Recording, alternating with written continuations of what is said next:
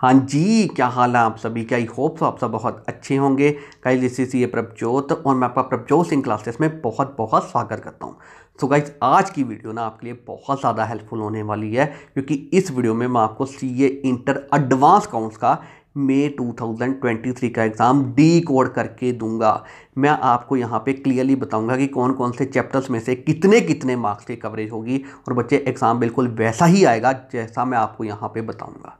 Clear है। अभी exam हुआ नहीं है, उससे पहले मैं आपको ये सारी चीज़ें बता रहा हूँ और एग्ज़ाम बिल्कुल वैसा ही आएगा जैसा मैं आपको यहाँ पे बताऊँगा। ठीक है ना। मैंने बहुत ज़बरदस्त तरीके से एनालिसिस किया है और उसके बेसिस पे मैं आपको यहाँ पे सारी चीज़ें बताऊँगा। ठीक है ना। इसलिए इस वीडियो को बिल्कुल एंड तक देखना है, ये वीडियो आपके लिए बहुत ज़्यादा हेल्पफुल होने वाली है। ठीक है ना। और फिर इसके बेसिस पे हमारा रिवीजन प्लान क्या होगा ये भी मैं आपको यहाँ पे सारी चीज़ें इस वीडियो में बताऊँगा।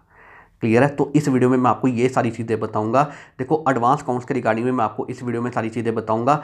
अकाउंट्स के रिगार्डिंग में ना ऐसी ही चीज़ सर हमने अपलोड की थी। अकाउंट का एग्ज़ाम भी हमने डिकोड किया था एग्ज़ाम से पहले और उसके रिगार्डिंग में मैंने यही कहा था कि एग्ज़ाम बिल्कुल वैसा ही आएगा और बच्चे एग्ज़ाम बिल्कुल वैसा ही आया जैसा मैंने बताया था। जी हाँ, अकाउंट्स में, और उससे स्टूडेंट्स की बहुत ज़्यादा हेल्प हुई है। ठीक है ना। देखो अकाउंट्स के एग्ज़ाम के डिकोड के रिगार्डिंग में वीडियो हमारे यूट्यूब के चैनल पर अवेलेबल है, आप वहाँ पर देख सकते हैं। इसके बाद सर जब एग्ज़ाम हुआ तो एग्ज़ाम का रिव्यू यानी कि पेपर का रिव्यू भी मैंने अपलोड किया था, उसके रिगार्डिंग में भी वीडियो अवेलेबल है हमारे चैनल पे, आप देख सकते हैं। इसके बाद उस वीडियो में ना मैंने सारी चीज़ें टैली भी करवाई हुई हैं कि जैसा मैंने बताया एग्ज़ाम बिल्कुल वैसा ही आया।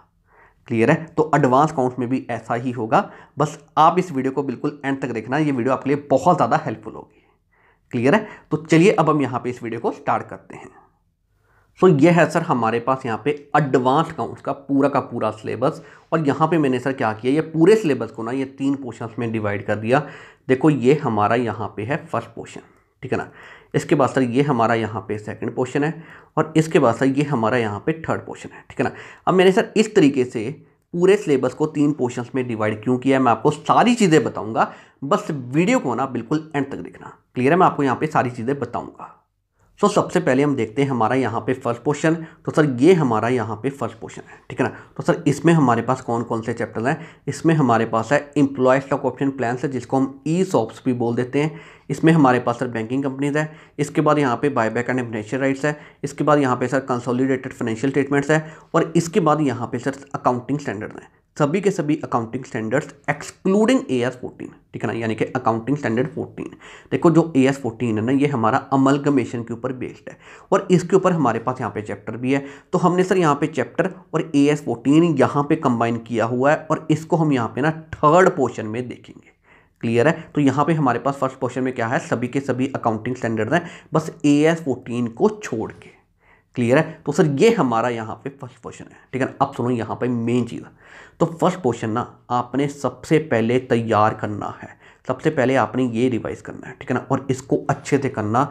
अगर आपने बच्चे इसको अच्छे से तैयार कर लिया ना तो ये फर्स्ट पोर्शन आपका एग्जाम्स में 45 टू 50 मार्क्स की कवरेज करेगा। इसकी आपको मैं श्योरिटी देता हूँ। ठीक है ना।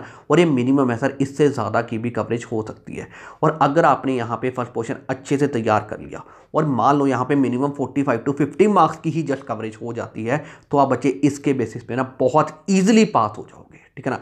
और अगर यहाँ पे सर ज़्यादा मार्क्स की कवरेज हो जाती है फिर तो बच्चे बल्ले बल्ले हम यहाँ पे ज़्यादा मार्क्स भी स्कोर कर सकते हैं।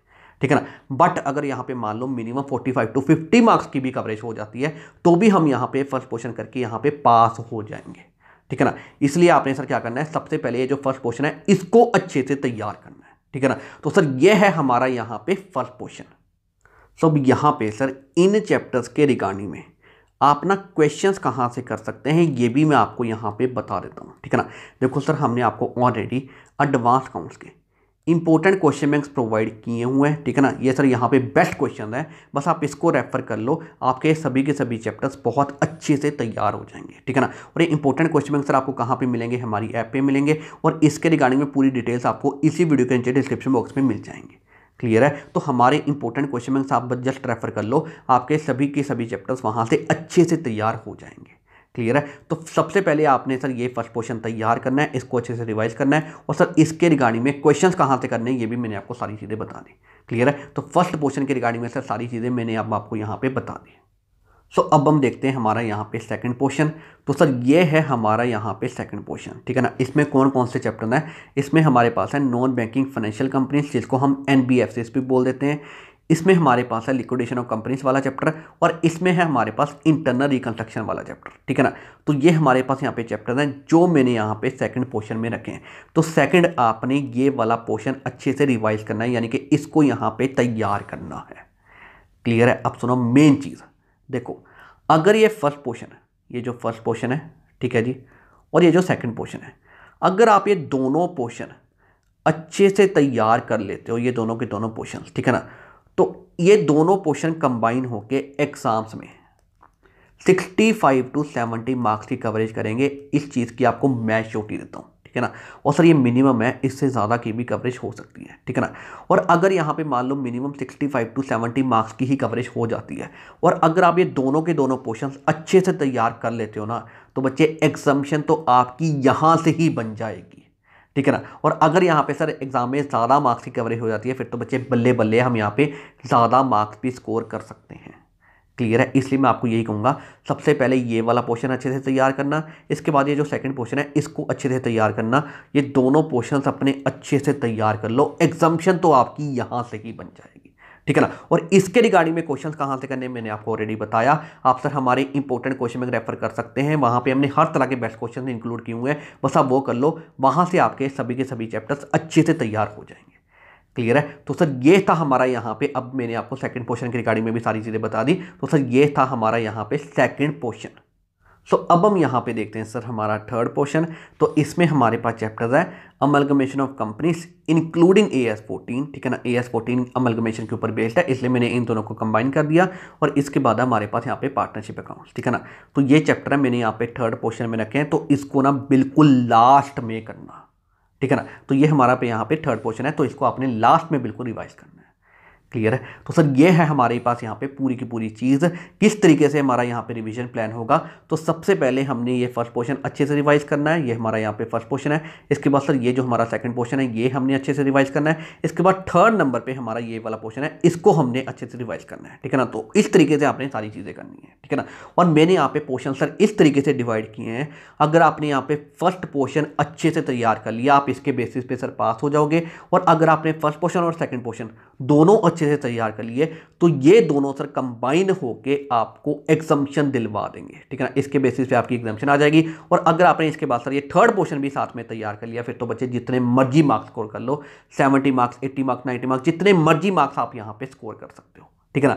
इस तरीके से मैंने यहाँ पे ये पूरे सिलेबस को पोर्शंस में डिवाइड किया हुआ है। अब सर इनको यहाँ पे पोर्शंस में डिवाइड करने का ऑब्जेक्टिव क्या है मैंने आपको बता दिया। फर्स्ट पोर्शन का मतलब है यहाँ पे पास होना, फर्स्ट और सेकंड पोर्शन कंबाइन होके यहाँ पे मतलब है एग्जाम्शन लेना, फर्स्ट सेकंड और थर्ड पोर्शन यहाँ पे सर तीनों कंबाइन होके हम फिर जितने मर्जी मार्क्स स्कोर कर सकते हैं सर, 70, 80, 90 मार्क्स, जितनी मर्जी मार्क्स आप यहाँ पे स्कोर कर सकते हैं। क्लियर है? तो सर यही हमारा यहाँ पे रिवीजन प्लान होगा।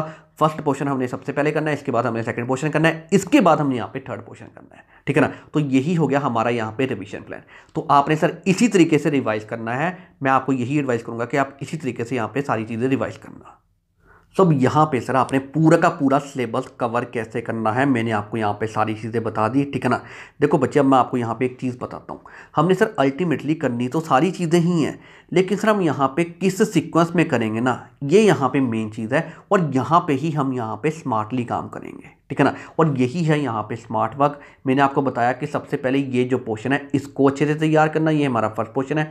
इसके बाद सेकंड पोर्शन ये है, इसको आप यहाँ पे सेकंड नंबर पे तैयार करना। इसके बाद बिल्कुल लास्ट में जो थर्ड पोर्शन है इसको यहाँ पे तैयार करना, ठीक है ना। देखो अल्टीमेटली करनी तो सारी चीज़ें हैं, लेकिन सर यहाँ पे सीक्वेंस बहुत मैटर करता है, क्योंकि अभी हमारा एग्जाम का टाइम है, टाइम हमारे पास ऑलरेडी कम है। तो सर अब यहाँ पे किस सीक्वेंस में हमने स्मार्ट वर्क करना है, ये यहाँ पे मेन चीज़ है, ठीक है ना। देखो मैंने यहाँ पे अमलगमेशन और पार्टनरशिप बिल्कुल सर यहाँ पे थर्ड पोर्शन बिल्कुल लास्ट में रखा है, क्योंकि ये दोनों चीज़ें ना बहुत ज़्यादा टाइम कंज्यूमिंग है, इसलिए मैंने इसको यहाँ पे बिल्कुल लास्ट में रखा है, ठीक है ना। तो इस तरीके से बहुत स्मार्टली सर किस तरीके से हमने काम करना है, अभी जितना टाइम अवेलेबल है उसके अकॉर्डिंगली मैंने आपको यहाँ पे सारी चीज़ें बता दी। और सर इसी तरीके से आप यहाँ पे सारी चीज़ें कवर करना, मेरी आपको यही एडवाइस रहेगी। क्लियर है। तो सर किस तरीके से आपने सिलेबस कवर करना है मैंने आपको सारी चीज़ें बता दी। अब सर इनके रिगार्डिंग में आप क्वेश्चन कहाँ से कर सकते हो, तो बच्चे इनके रिगार्डिंग में हमने आपको ऑलरेडी हमारे इंपॉर्टेंट क्वेश्चन बैंक्स प्रोवाइड किए हुए हैं, आपको सर हमारी ऐप पे मिल जाएंगे। तो आप ये रेफर कर लो हमारे इंपॉर्टेंट क्वेश्चन बैंक्स, आपके सर इनके रिगार्डिंग में क्वेश्चन अच्छे से यहाँ पे हो जाएंगे हमारे इंपॉर्टेंट क्वेश्चन बैंक की हेल्प से।